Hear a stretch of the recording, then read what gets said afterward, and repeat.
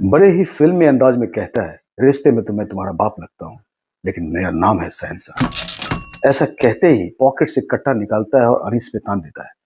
जब तक कि अनीस कुछ समझे, कुछ बोले, कट्टा से गोली निकल जाती है और अनीस के माथे के बीचों बीच गोली लगती है।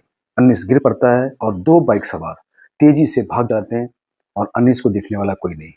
ये करीब 7:30 बजे शाम की वक्त है, यूपी बस्ती की, जहां 7:30 बजे शाम का मतलब है रात। आसपास कोई नहीं, कोई देखने वाला नहीं। तो दोस्तों, आज की ये सच्ची घटना मैं आपको इसलिए सुना रहा हूं कि आप सचेत रहें, सजग रहें। दोस्तों, इस घटना के अंतिम पड़ाव पे जब आप जाएंगे तो आश्चर्यचकित रह जाएंगे। इतनी बड़ी खतरनाक घटना हो सकती है किसी के साथ। सिर्फ 7 दिन शादी के हुए अनीस नाम का लड़का है, 25 साल उम्र है, उसकी वाइफ है जो 7 दिन पहले उससे शादी हुई है, उसका नाम है रुखसाना। दोनों खुश हैं, ऐसा प्रतीत होता है। 13 नवंबर 2025 को दोनों की शादी होती है। खुशी खुशी सारे गांव और समाज के लोग शामिल होते हैं। रुखसाना अपने पति के घर जाने के लिए तैयार। दोनों खुश होते हैं। पहली गाड़ी में रुखसाना और उसका हस्बैंड अनीस बैठता है और दूसरी गाड़ी में रुखसाना के पिता और उनके रिलेटिव बैठते हैं।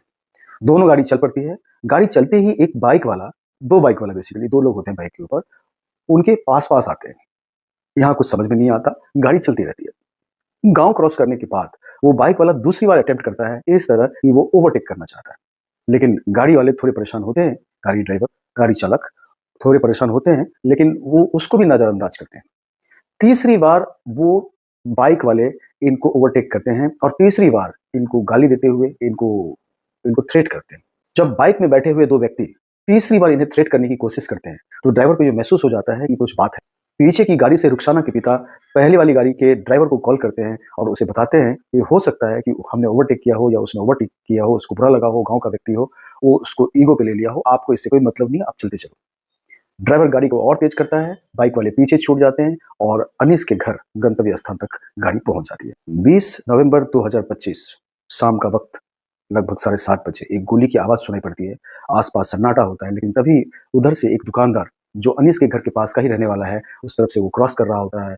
उसे पहली बार तो लगता है कि कोई शराब पी के सोया हुआ है, लेकिन वो जब पास जाता है और अपने मोबाइल से टॉर्च ऑन करके देखने की कोशिश करता है तो उसे अनीस दिखता है और वो स्तब्ध रह जाता है।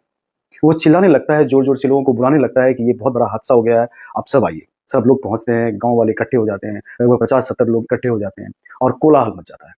तभी आनन-फानन में 112 नंबर पे पुलिस को कॉल जाती है। पुलिस आती है, इन्वेस्टिगेशन स्टार्ट होता है। इमीडिएटली अनीस को हॉस्पिटल लेके जाया जाता है।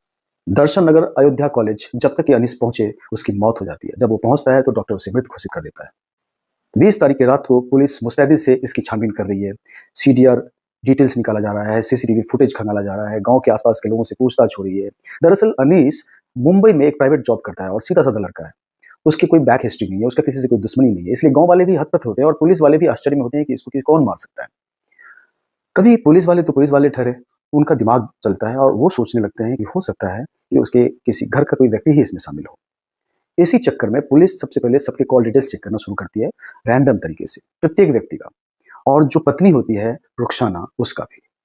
आपको जानकर आश्चर्य होगा कि रुखसाना के मोबाइल में एक ऐसा नंबर होता है जिससे वो लगातार टच में है, लगातार बात कर रही है और उससे मैसेज भी आधा, जिससे रुखसाना लगातार टच में है और बात करती है। उस व्यक्ति का नाम है रिंकू कनौजिया। रिंकू कनौजिया गांव गौर का रहने वाला है, महुआ टावर, उत्तर प्रदेश। बाइक पे सवार रिंकू कनौजिया के साथ किशोर नाम का व्यक्ति भी होता है। ये इस जुर्म में बराबर का हिस्सेदार है। दोस्तों, कुछ ऐसा होता है कि 20 तारीख के शाम अनीस के भाई को फोन आता है और कहा जाता है कि दिल्ली में एक बहुत अच्छी जॉब है अनीस के लिए। अनीस का भाई नजरअंदाज करता है और कहता है कि अभी जरूरत नहीं है, अभी मैं रिसेप्शन में हूँ, हम बाद में बात करेंगे। वो जोर करने लगता है कि नहीं, आपको बात करनी ही पड़ेगी। दोनों के बीच गहमा-गहमी होती है, गुस्सा आता है और सामने वाला उसे थ्रेट भी करता है। उसी रात, उसी शाम 7:30 बजे अनीस की कत्ल हो जाती है।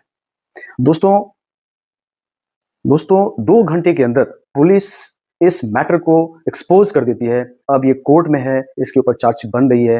ये यूपी पुलिस की बहुत बड़ी उपलब्धि है। यूपी पुलिस बहुत अच्छा काम कर रही है और ऐसी घटनाएं समाज के अंदर बहुत ज़्यादा हो रही है और लगातार हो रही है। ये बहुत ही दुखद है। हम आपसे हम आपसे ये इसलिए शेयर कर रहे हैं, हम आपको ये कहानी इसलिए बता रहे हैं ताकि आप सतर्क रहें, सजग रहें, अपना ध्यान रखें। जय हिंद, जय भारत।